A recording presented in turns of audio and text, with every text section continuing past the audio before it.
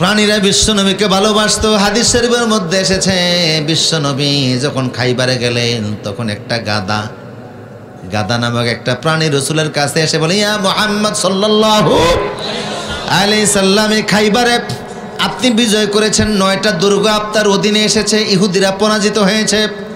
আমি এমন এক প্রাণী আজ পর্যন্ত নবী ছাড়া পৃথিবীর কেউ আমার পিঠে উঠে নাই। আমি এসে আপনার জন্য হেবা করে দিলাম। হে রাসূল, আপনি আমারে ভালোবাসুন, আমাকে নিয়ে নেন, আমাকে ব্যবহার করবেন। প্রাণীটা রসুলের জন্য উৎসর্গ করে দিয়েছে, আরবি ভাষায় রসুলের সঙ্গে কথা বলছে। এই গাদাটার নাম দিলেন রসুল ইয়াফুর, গাদার নাম দিলেন ইয়াফুর। এটা এমন এক প্রাণী ছিল বিশ্বনবীর রাষ্ট্রীয় কাজ করে দিত। এই প্রাণীটা সাহাবীদের বাড়ি চিনতো, সাহাবীদের নাম জানতো। হযরত ওমর বলে, একদিন আমি দেখি আমার ঘরের দরজার মধ্যে কে যেন লাথি মারতেছে, মনে হয় যেন ঘরের দরজা ভেঙে ফেলবে। আমি দরজা খুলেই দেখি রসুলের ইয়াফুর দাঁড়ানো আছে, আমাকে চোখ দিয়ে ইশারা করতেছে যে রসুল তোমারে ডাকতেছে। আমিও দৌড়াই, ইয়াফুরও দৌড়ায়, আমিও দৌড়াই, ইয়াফুরও দৌড়ায়। এক পর্যায়ে দৌড়াতে দৌড়াতে রসুলের কাছে এসে দেখি সত্যি রসুল তারে পাঠাইছে আমারে ডেকে আনতে। আরেকটু জোরে বলুন সুবহানাল্লাহ।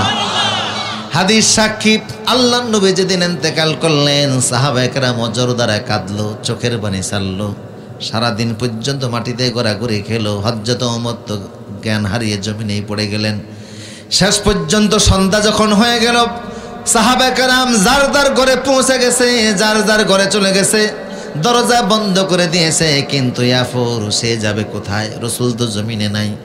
রসুলের যন্ত্রণায়, রসুলের ইন্তেকালে এতটাই কষ্ট সে পেয়েছে, বারবার মদিনার আকাশের দিকে তাকিয়ে কি যেন বলতেছে আল্লাহকে। সে মনে হয় যেন বলছে, আল্লাহ, যে শহরে রসুল নাই ওই শহরে আমি থাকবো কি করে? এই শহরে আমি আর থাকবো না। তাই প্রাণীটি কাঁদতে কাঁদতে উহুদ পাহাড়ের দিকে দৌড়াতে শুরু করে দিল। উহুদের কাছাকাছি গিয়ে একটা গর্তের মধ্যে লাফ দিয়ে পড়ে গেছে। ওই গর্তের মধ্যে তার কবর হয়ে গিয়েছে। দুনিয়াতে আর সে বাঁচতে চায় নাই। আল্লাহু আকবার। প্রাণীরাও রসুলকে ভালোবাসতো, অথচ ভালোবাসার দরকার আমাদের। একদিন জিব্রাইল রসুলের কাছে হাসতে হাসতে এসে বলে, ইয়া রাসূলুল্লাহ, আজকে একটা চমৎকার সংবাদ দিয়ে আল্লাহ পাঠিয়েছে। জীবনে এমন সংবাদ কোন নবীকে আল্লাহ দেন নাই। রসুল বলে, কি সংবাদ দিয়েছে? জিব্রাইল বলে, হে নবী, আজকে আল্লাহ বলেছে আপনার উম্মতের ভিতর থেকে ৭০,০০০ উম্মত কিয়ামতে বিনা হিসাবে আল্লাহর জান্নাতে প্রবেশ করবে। হাদিসটি মিশকাতের মধ্যে আছে। আমি ফাজিলে আলেমে পড়াই, ফাজিলে তাফসির পড়াই। আল্লাহর নবী প্রথম একটু মুস্কি হাসলেন, পরে বললেন, জিব্রাইল, আমি চিন্তা ছাড়া এই অফার গ্রহণ করব না। মাত্র ৭০,০০০, আমার সাহাবীর সংখ্যাই তো ১,৪০,০০০। তো ৭০,০০০ উম্মতকে বিনা হিসাবে জান্নাত দিলে সাহাবী তো অনেক বাদ পড়ে যাবে, বাকি উম্মতের খবর কি? রাসূল বললেন, আমি একটু পরামর্শ করে ফাঁসেই বসাছিল ওমর।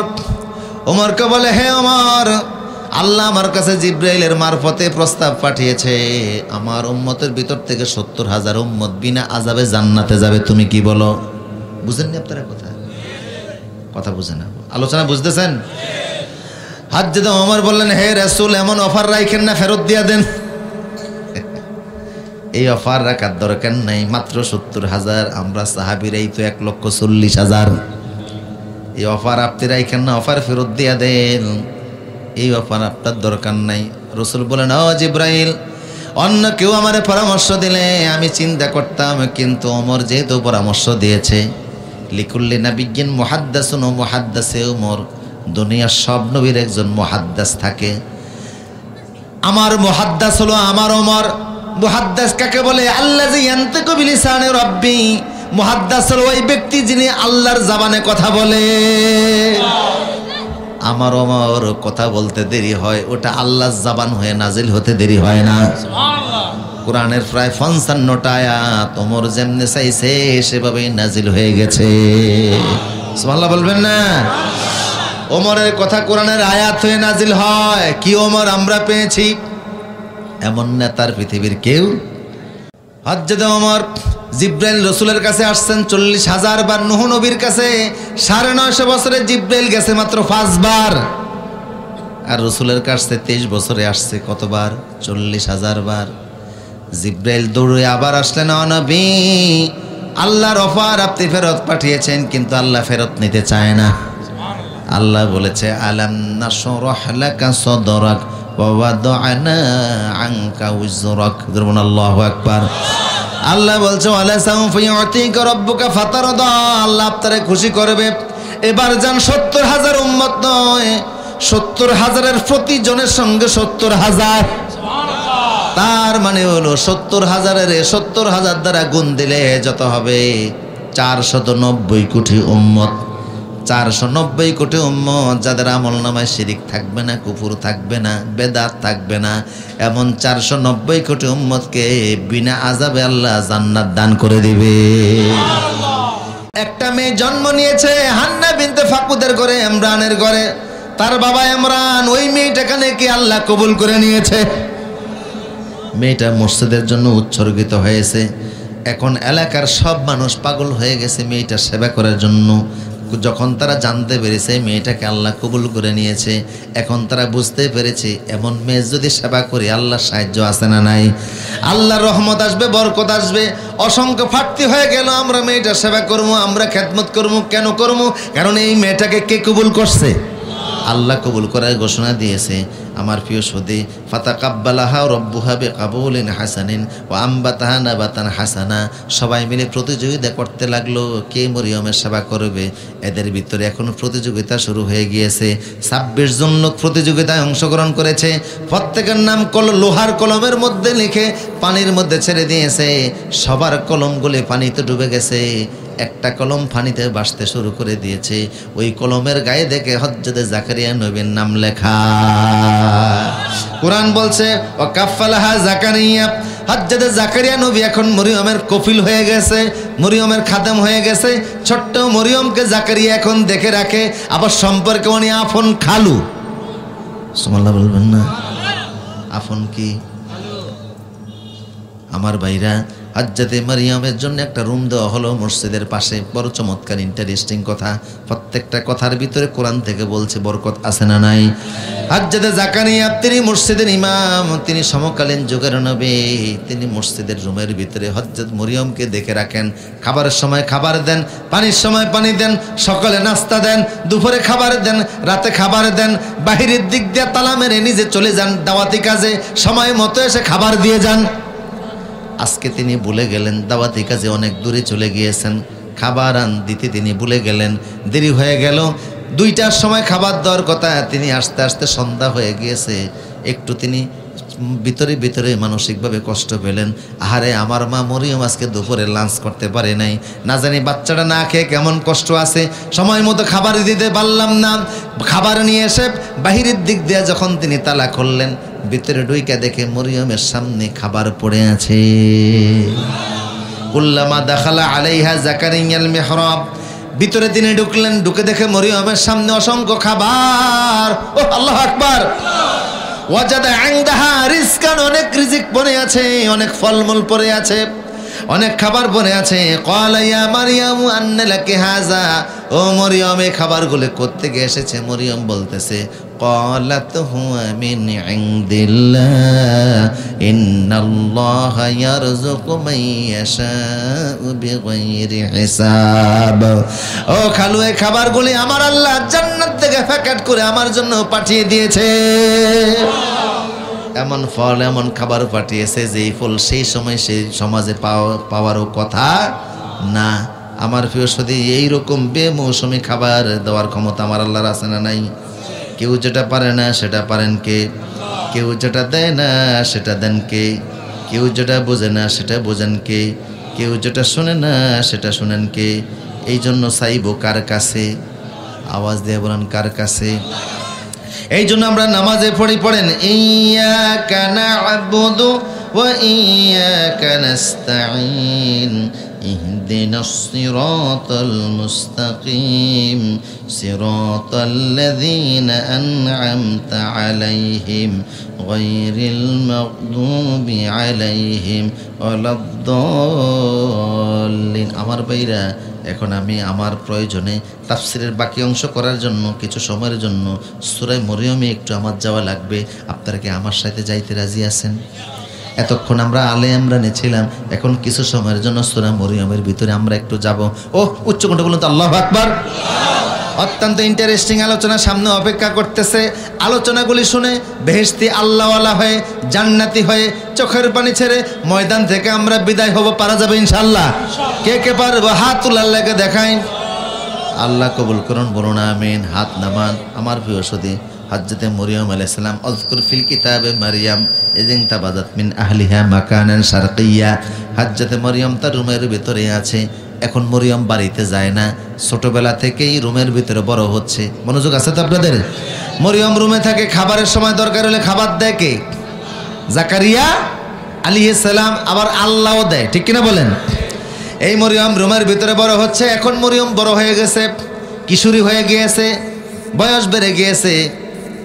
বিবাহের উপযুক্ত মেয়েরা যেই বয়স হয় মরিয়মের সেই বয়স হয়ে গিয়েছে। এত বড় হয়েছে মরিয়ম, কিন্তু বাহিরের কোনো পুরুষ দেখে না, পরপুরুষের সংস্পর্শে কোনোদিন যায় না। একমাত্র জাকারিয়া খালু রুমে ঢুকে খাবার দেয়, এছাড়া অন্য কোনো পুরুষকে সে আর দেখে না, রুমের ভিতরেই থাকে।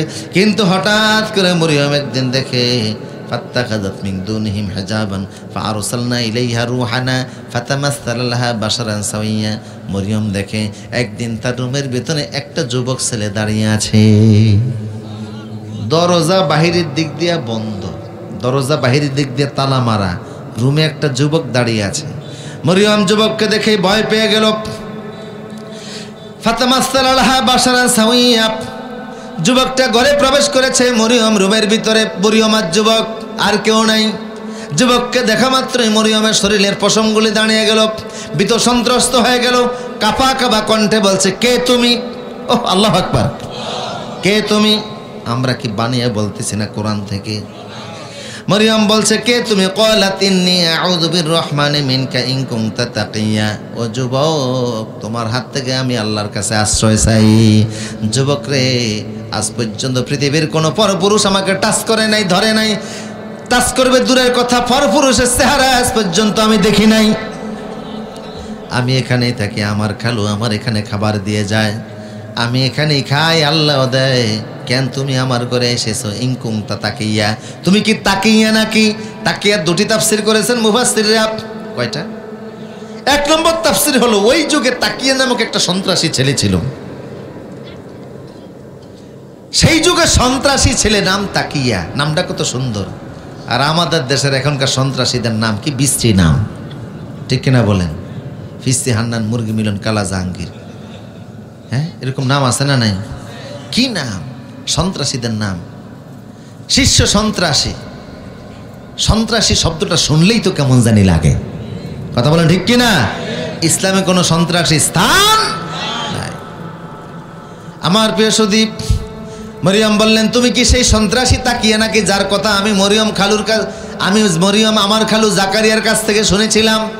যদি সেই হও, আল্লাহর বাস্তে বের হয়ে যাও, আমি জীবন দিব, তার উপর ঈমান দিব না।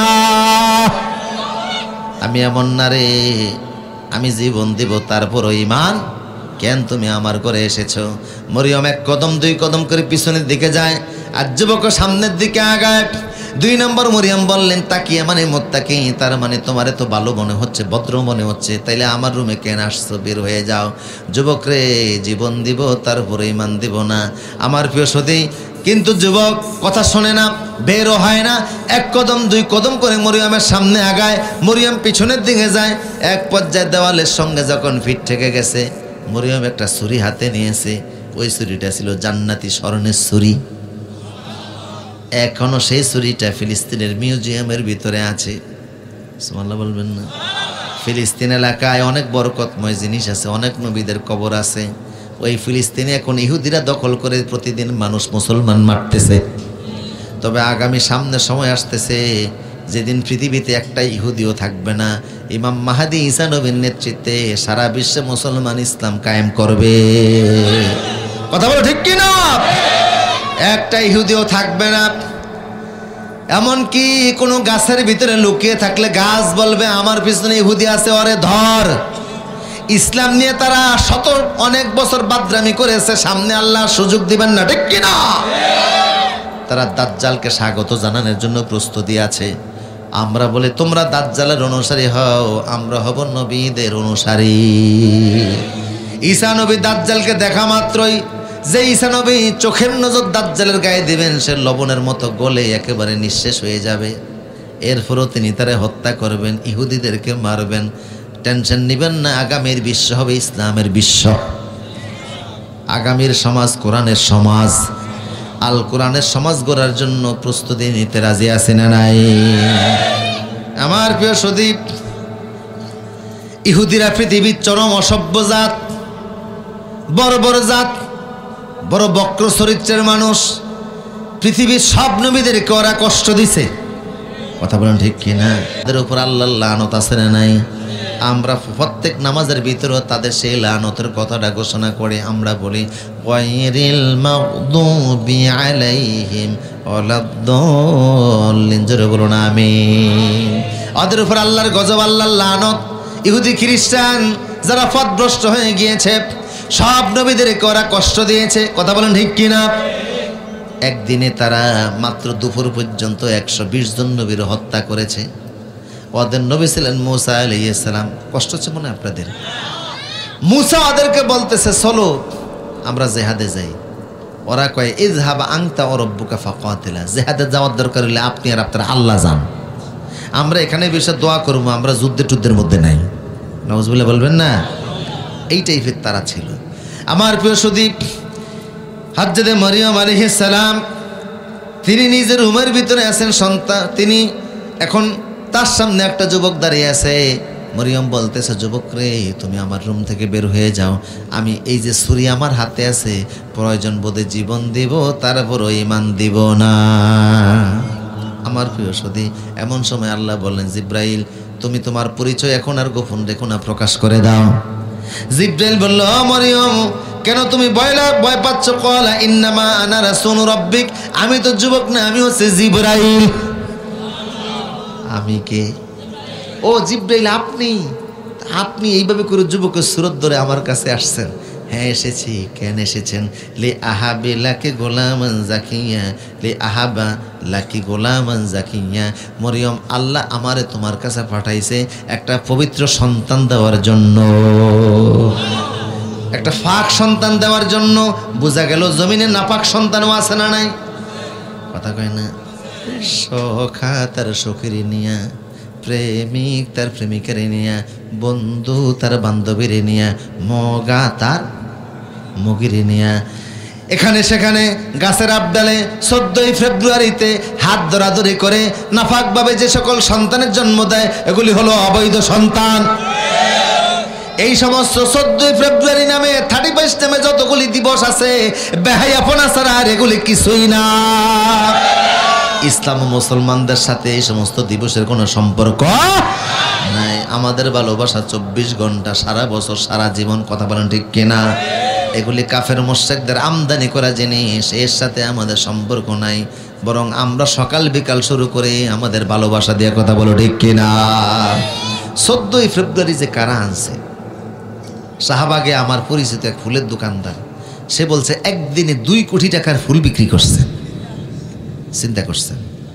এই ফুল এগুলি কি খাওয়ার জিনিস? নাস্তার জিনিস। একজন আরেকজনকে দিয়ে আই লাভ ইউ, এরপরে চোখাচোখি, এরপরে ভালোবাসা, তারপরে SMS, এরপরে ফেসবুকে টকিং হয়, সেটিং হয়, এরপরে দেখা যায় বমি বমি ভাব হয়। তার মানে এরপরে দেখা যায় নাপাক সন্তানের মা হয়ে যায়। ইসলাম যদি এই সমাজে থাকতো, এরকম বাদরামি করার সুযোগ দেওয়া হতো না। আজকে যুব সমাজ এই সমস্ত পচা দিবসের নামে ধ্বংস হয়ে যাচ্ছে। কথা বলো ঠিক কিনা?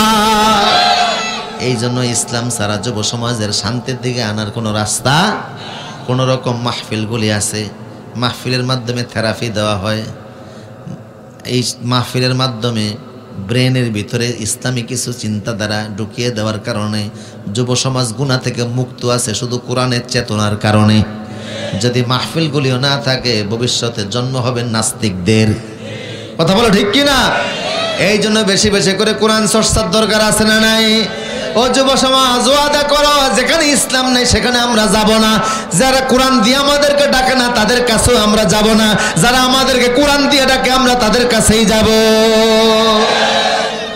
আমার প্রিয় সুধী, হযরতে মরিয়ম আলাইহিস সালাম বললেন, জিবরাইল তাইলে আপনি আমারে কয় যে বিবাহ ছাড়া যে সকল সন্তান জন্ম হয় এগুলি হলো অবৈধ সন্তান, বিবাহের মাধ্যমে যে সন্তান জন্ম হয় এগুলি পাক সন্তান। কিন্তু মরিয়ম তোমার স্বামী নাই, স্বামী ছাড়া আল্লাহ তার কুদরতে তোমার একটা সন্তান দিবে, এর মাধ্যমে আমার আল্লাহ সারা বিশ্বের ভিতরে দৃষ্টান্ত স্থাপন করবে। কি দৃষ্টান্ত? আল্লাহ যা খুশি তাই করতে পারে। আমার প্রিয় সুধী, মরিয়ম দাঁড়িয়ে আছে, জিব্রাইল একটা ফু দিল, মরিয়মের মুখ দিয়া প্রবেশ করলো, ওই ফুয়ের মাধ্যমে আল্লাহর কুদরত মরিয়ম গর্ভবতী হয়ে গেছে, পেটের মধ্যে সন্তান চলে আসছে। সুবহানাল্লাহ বলবেন না? আপনাদের ঘুম আসতেছে, থাক আজকের জন্য থাক। হ্যাঁ আজকে আবার এক সময় ইনশাআল্লাহ আর একটু বলা লাগবে, সামান্য একটু না? আচ্ছা ঠিক আছে, আমি আর একটু সামনে অ্যাডভান্স হচ্ছি। ও আপনাদের মনোযোগ দেখে আমার মনে হচ্ছে আজকের দোয়া ইনশাল্লাহ মঞ্জুর হয়ে যাবে। আমার প্রিয় সুদীপ, হযরতে মরিয়ম আলাইহিস সালাম সন্তান পেটে চলে আসলো। আমার বাইরা পৃথিবীর যে কোনো নারীর পেটে সন্তান আসলে একটু আকার আছে না নাই, আলামত আছে, বোঝা যায় পেটে সন্তান হয়েছে। এই সন্তান নিয়ে বাহিরে যাওয়া উচিত না। ঘরটা হলো মেয়েদের কর্মস্থল, কারণ মেয়েদের জীবনে এমন কিছু কাজ আছে যেই কাজ পুরুষ করবে তো দূরের কথা, পুরুষের করার যোগ্যতাই নাই। কথা বলেন ঠিক কিনা? এই কাজগুলি করার জন্য ঘরে থাকার দরকার। মরিয়মের পেটে সন্তান আসছে, তো সন্তান নিয়ে রাস্তায় যাবে না, ঘরে থাকবে। মরিয়ম ঘরের ভিতরে আছে। আমার প্রিয় সুধী, অন্য অন্য মেয়েদের সন্তান পেটে আসলে যেই কষ্ট হয়, মরিয়মকে আল্লাহ সেই কষ্ট দেন না। সুবহানাল্লাহ বলবেন না? কিন্তু সন্তান প্রসবের সময় গনিয়ে আসলো। মরিয়ম চিন্তা করলেন, এখন যদি মসজিদের পাশে এই রুমে আমি সারাটা জীবন কাটিয়েছি, শৈশবকাল থেকে শিশু বয়স থেকে, এই রুমের মধ্যে যদি আমি সন্তান জন্ম দেই, সমাজের মানুষ আমাকে যখন বলবে বাবা সারা সন্তান পাইলা কোথায়, তখন তো আমি প্রমাণ দিতে পারবো না আমার সন্তানের বাবাকে। কথা বুঝেন কি না? এটা যে আল্লাহর কুদরতি সন্তান, আল্লাহর নিয়ামতের সন্তান, এই প্রমাণ তো আমি দিতে পারবো না। কাজে রুমে থাকা ঠিক হবে না, রুম থেকে আমি বের হয়ে যাই। পেটের সন্তান নিয়ে মরিয়ম একটা দৌড় দিলেন। ওই দৌড়ের কথাটাও আল্লাহ কোরআনে কারিমের মধ্যে তুলে ধরলেন। সুবহানাল্লাহ বলবেন না? মরিয়ম একটা দৌড় দিছে,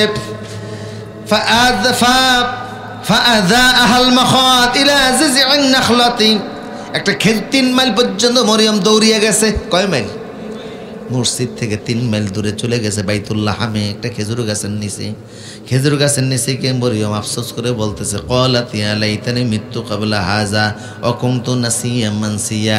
আল্লাহ আমি যদি মরে যাইতাম, আল্লাহ আমি যদি মানুষের স্মৃতি দেখে ভুলে যাইতাম, আল্লাহ আমার কি হবে? আমি নারী মানুষ, রুমের মধ্যে বড় হয়েছি, আমার বিয়ে হয় নাই, স্বামী হয় নাই, স্বামী ছাড়া পেটের মধ্যে সন্তান চলে এসেছে।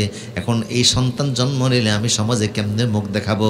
মানুষ তো বিশ্বাস করবে না, স্বামী ছাড়াই আল্লাহ তুমি সন্তান দিয়েছো, মানুষ মনে করবে এটা অবৈধ সন্তান। কথা কোন ঠিক কিনা? কারণ খারাপ ধারণা করে এমন কিছু মানুষ আছে না নাই? কথা বলেন আছে না নাই? পত্র পত্রিকার তথ্য দেখা একজন নিরপরাধ মানুষের অপরাধী হিসেবে বিশ্বাস করে, আসলে ভিতরের কোনো খবর জানে না। না দেখা মানুষ আন্তাজে এরকম আরেকজনের সম্পর্কে মন্দ ধারণা করে, এমন লোকের সংখ্যা আমাদের সমাজে আছে না নাই? বাংলাদেশের বিখ্যাত মাদ্রাসা দারুন নাজাত সিদ্দিকা কামিল মাদ্রাসায় আমি 8 বছর লেখাপড়া করেছি।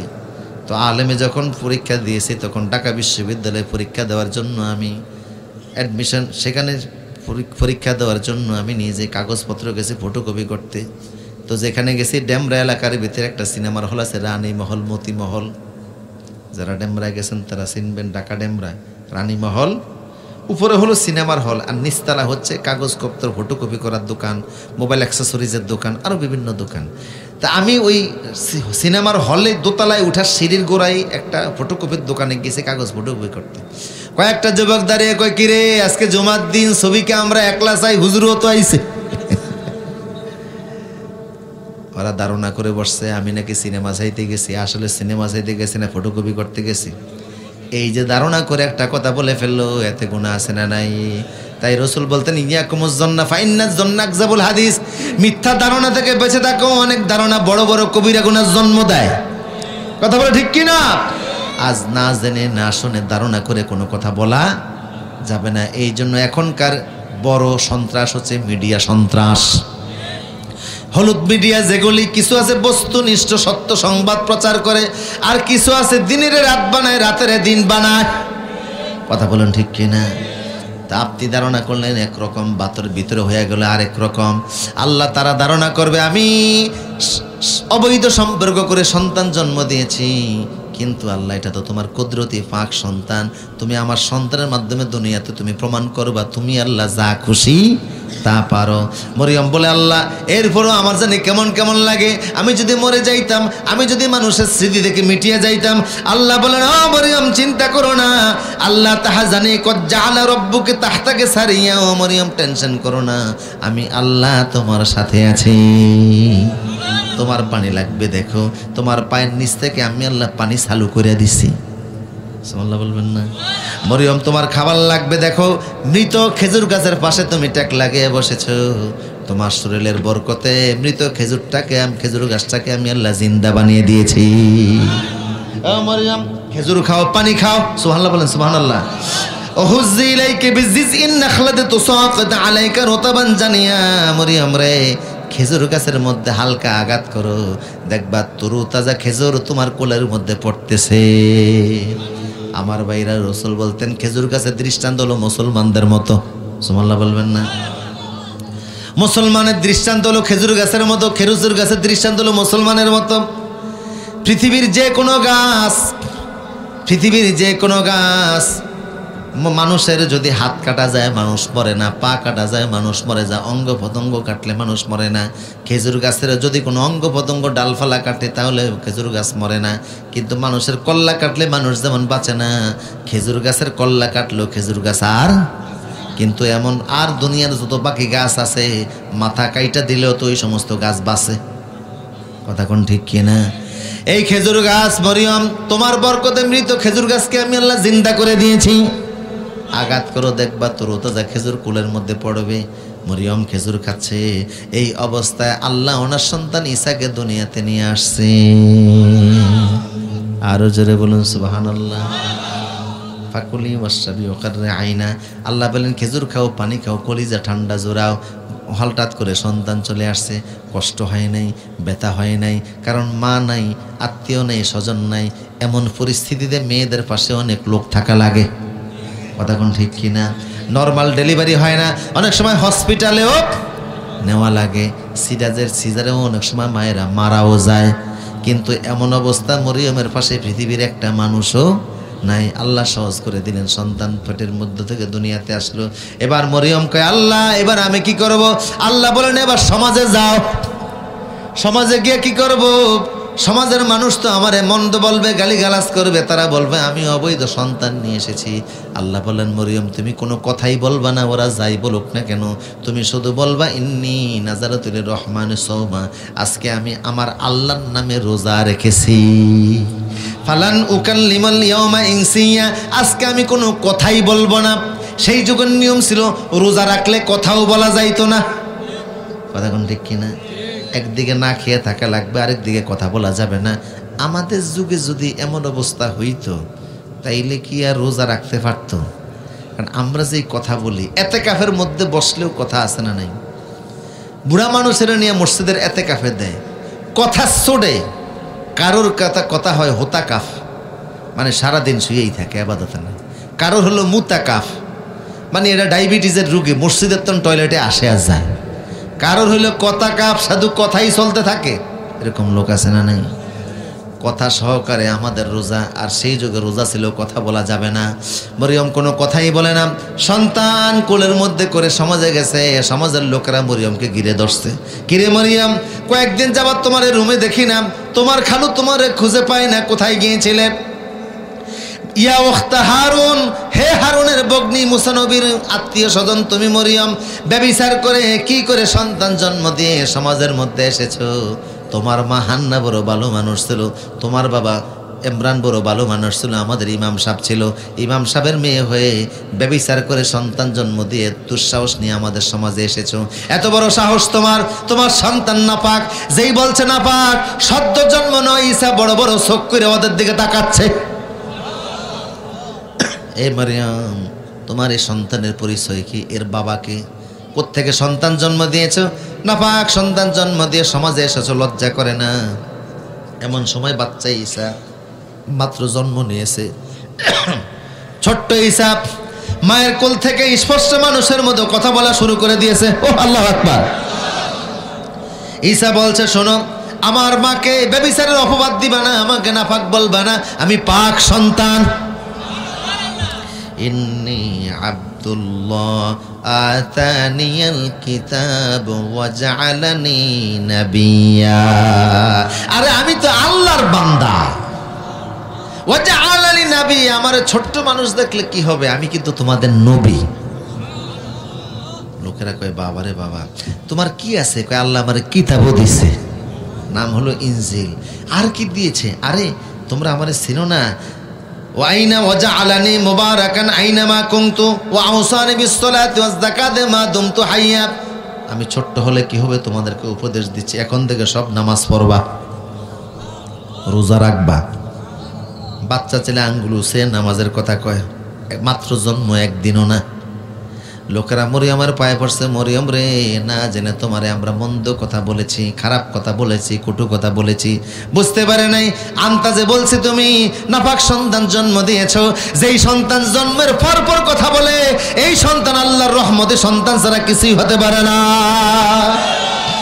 মরিয়ম ব্যভিচারের সাথে তোমার কোনো সম্পর্ক নাই, মূলত তোমার মাধ্যমে আমার আল্লাহ তার কুদরত জমিনে প্রকাশ করেছে।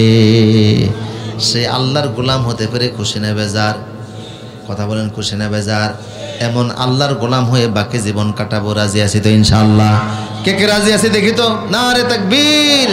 বলেন, হে আল্লাহ, মালাকাল মউত যতক্ষণ না আসতেছে, ফজর নামাজ, যোহর নামাজ, আসর, মাগরিব, এশা, জুমার নামাজ আর ছেড়ে দিব না, আর ছেড়ে দিব না, আর ছেড়ে দিব না। আমিন। আল্লাহ কবুল করুন। এখন আমরা দোয়ার দিকে যাব।